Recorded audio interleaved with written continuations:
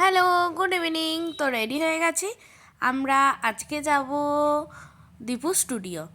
তো দীপুর নয়, মানে দীপু আর কি যেখানে কাজ করে সেখানে যাচ্ছি।